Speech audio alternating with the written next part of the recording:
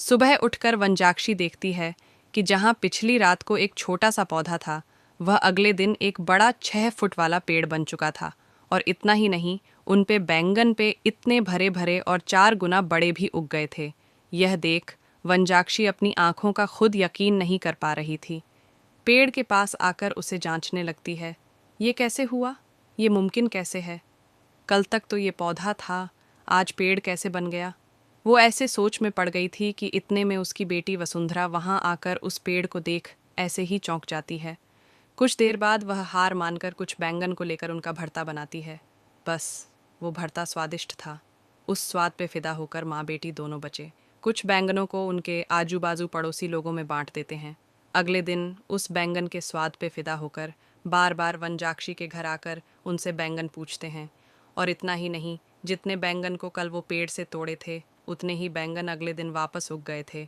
ये देख माँ बेटी दोनों आश्चर्यचकित हो जाते हैं। तब दोनों फैसला करते हैं कि इन बैंगनों को मुफ्त में नहीं देना है। ये कहकर बेचते हैं कि ये जादुई पेड़ है और इसके बैंगन बहुत स्वादिष्ट हैं। ऐसे वो बैंगन दुगने रेट में बिक जाते हैं।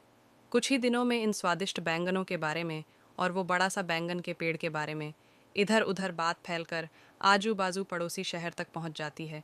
इसलिए हर रोज़ सुबह शुरू होते ही पेड़ में भर के बैंगन उगते थे और उनके लिए लोगों की लाइन लग जाती थी सुबह सुबह।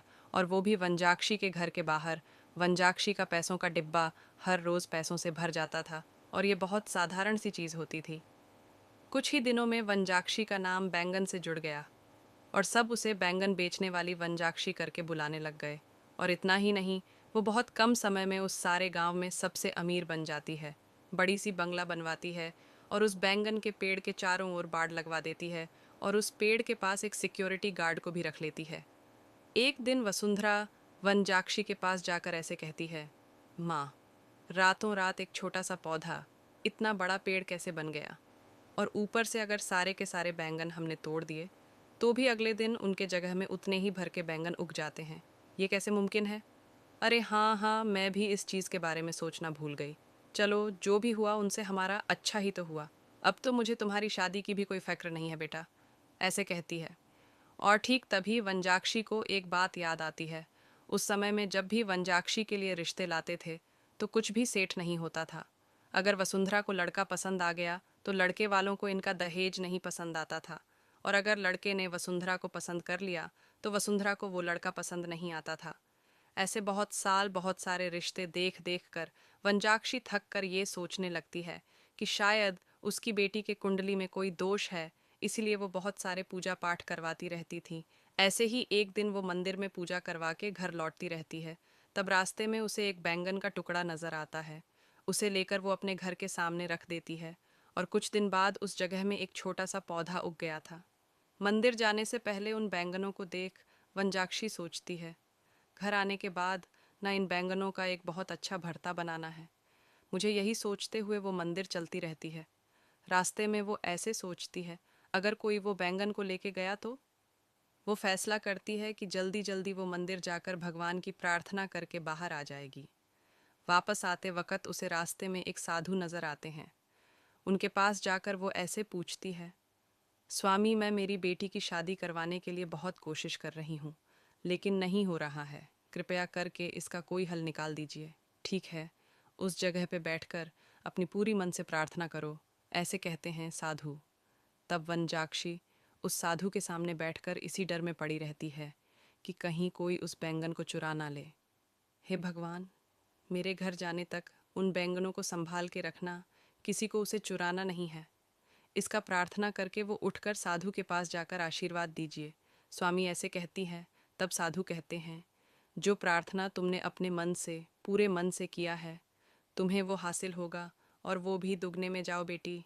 तब जाकर वनजाक्षी को समझ आता है कि हुआ क्या था और वो वसुंधरा को ये सब समझा देती है। तो तुमने मेरे शादी के बारे में नहीं, बैंगन के बारे में प्रार्थना किया था माँ। तुम भी ना, ये कहकर हंस लेती है। चलो, जो भी हुआ हमारा तो भला ही हुआ ना बेटी। इस बैंगन के पेड़ के वजह से हम अमीर बन गए हैं और कल ही तुम्हारा स्वयंवर है, तैयार हो जाओ। ये कहकर आजू बाजू पड़ोस के सारे गांव में ढिंढोरा पिटवाती है कि उससे भी अमीर लोग उसकी बेटी से शादी करने के लिए स्वयंवर आ जाए।